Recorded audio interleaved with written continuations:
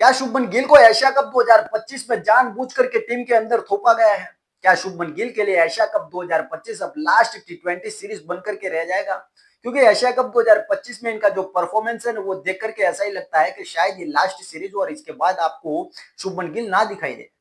अगर बात करें इनकी 5 मैचों की परफॉर्मेंस की एशिया कप 2025 में, तो कुछ इस प्रकार से है कि 5 मैच खेल करके सिर्फ 111 रन बनाए। 111 रन तो ये आईपीएल में सिर्फ 2 या 3 मैच में बना देते हैं, लेकिन यहाँ 5-5 मैच हो गए, एक भी अर्धशतक इनकी तरफ से नहीं आया है। अगर बात करें पहले मैच की, तो वहां 20 रन बनाते हैं ये यूएई के सामने। दूसरे मैच में पाकिस्तान के सामने तो आधे हो जाते हैं और सिर्फ 10 रन बनाते हैं। तीसरे में आते आते तो सिर्फ 5 रन बनाते हैं, जहां सामने ओमान जैसी छोटी सी टीम होती है। फिर चौथे में थोड़ा सा चमक दिखाते हैं और 47 रन बनाते हैं पाकिस्तान के सामने, और आज फिर से वो सिर्फ 29 रन बना पाए बांग्लादेश जैसी टीम के सामने। इस तरह से 5 मैच खेल के 111 रन बनाइए, वही शुभमन गिल है जिनकी जगह पर यशस्वी जायसवाल को आपने टीम से बाहर किया। अक्षर पटेल जैसे उपकप्तान को भी हटा करके इनको टीम में लिया गया। इस तरह से कुल 3 से 4 खिलाड़ियों को हटा करके इनको टीम में लिया गया और ओपनिंग कराई गई। जहां संजू सैमसन को ओपनिंग नहीं कराई, यशस्वी जायसवाल को बाहर रखा गया और इनको टीम में लिया गया कि भाई साहब टेस्ट सीरीज में जबरदस्त परफॉर्मेंस करके आए और वापसी कराई गई इनकी टी20 में, और एक बड़े स्टार के रूप में इनको टीम में वापस लिया गया। लेकिन वो कहते हैं ना कि जैसे विराट कोहली और सचिन तेंदुलकर टेस्ट और वनडे के महान प्लेयर थे, लेकिन टी20 के शायद उतने बड़े प्लेयर नहीं थे। सचिन के बाद विराट कोहली आया और विराट कोहली के बाद माना जाता है कि अब आने वाला युग विराट कोहली के बाद शायद शुभमन गिल का होने वाला है। वनडे और टेस्ट में तो उन्होंने अपने आप को साबित करके रखा है, और पिछली टेस्ट सीरीज और वनडे सीरीज में तो देखा ही है इनका धमाल। लेकिन शायद वो कहता है कि हर इंसान की अपनी एक खासियत होती है, हर इंसान का अपना एक खेल खेलने का तरीका होता है। शायद जिस तरह से वनडे और टेस्ट में परफॉर्मेंस करते हुए नजर आए थे विराट कोहली, और टी20 में कुछ ऐसा खास नहीं कर पाए थे, एक स्पेशलिस्ट बैट्समैन की तरह वो नहीं खेल पाए थे, वैसा कुछ शुभमन गिल के साथ दिखाई दे रहा है। शुभमन गिल वनडे और टेस्ट में बेताज बादशाह माने जा सकते हैं, अच्छे परफॉर्मेंस माने जाते हैं, लेकिन शायद टी20 के वो इतने अच्छे प्लेयर नहीं साबित हो सके, इसीलिए उनको टी20 की पिछली जो सीरीज थी उससे बाहर रखा गया था। लेकिन फिर से इनका कमबैक कराया गया, क्योंकि टेस्ट में उनको कप्तान बनाया गया, वनडे का भी वो कप्तान आने वाले टाइम में बन सकते हैं। तो शायद एक स्टार के रूप में हमारे इंडिया में ये थोड़ी सी कमजोरी रहती है कि कोई खिलाड़ी स्टार बन जाता है, उसको तीनों फॉर्मेट खिलाया जाता है और तीनों फॉर्मेट का कप्तान बना दिया जाता है, लेकिन बाकी के देश में ऐसा होता नहीं है। तो क्या शुभमन गिल को इस तरह से बढ़ावा दिया जा रहा है कि इसकी वजह से क्या टीम इंडिया को नुकसान हो सकता है?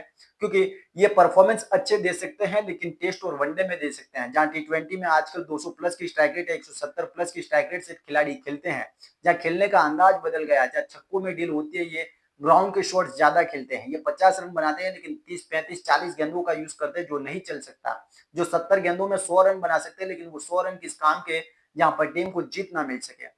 इस तरह से अगर देखा जाए तो शुभमन गिल का सारा खेल आकर के अटकता है स्ट्राइक रेट पर, उसी वजह से उनको टीम से बाहर किया गया था। और आपको याद होगा कि विराट कोहली को भी जब टीम से बाहर किया गया था पिछले 2 साल पहले, तो उनको भी स्ट्राइक रेट की वजह से ही बाहर किया गया था। और आज का जो टी20 का खेल वो सारा का सारा स्ट्राइक रेट की वजह से चलता है। आप 20 गेंद में अगर 45 रन बनाते हो उससे टीम जीत जाती है, 10 गेंदों में 30 रन बनाते हो टीम जीत जाती है, तो आपके 30 रन 100 रन के बराबर होते हैं। लेकिन अगर वो आप ओपनिंग में आते हो और 70 गेंदों का सामना करते हो और सिर्फ 90 या 100 रन बनाते हो, तो फिर वो किसी काम के नहीं रह जाता, क्योंकि 10 ओवर से ज्यादा तो आप भी खेल जाते हो और सिर्फ 9 या 90 या 100 रन बनाते हो, उससे नहीं चल सकता है। तो आपको ये मानना होगा बीसीसीआई और सिलेक्टर्स को कि शुभमन गिल सिर्फ वनडे और टेस्ट के अच्छे प्लेयर साबित हो सकते हैं, और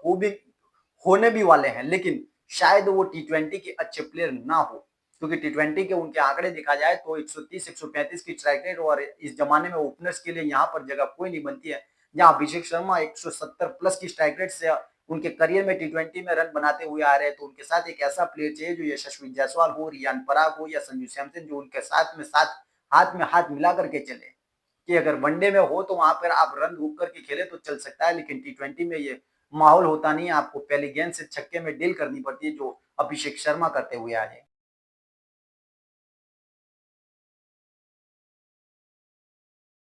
तो क्या आने वाले टाइम में अब शुभमन गिल के लिए खतरे की घंटी है, और आने वाले टाइम में अब ये टीम से बाहर हो जाए तो इसमें कोई बड़ी बात नहीं होगी कि शुभमन गिल की जगह पर किसी और खिलाड़ी को दाव लगाया जाए और वो खिलाड़ी आने वाले टाइम में टी20 सीरीज में खेलता हुआ नजर आए? क्योंकि शुभमन गिल ने इस वक्त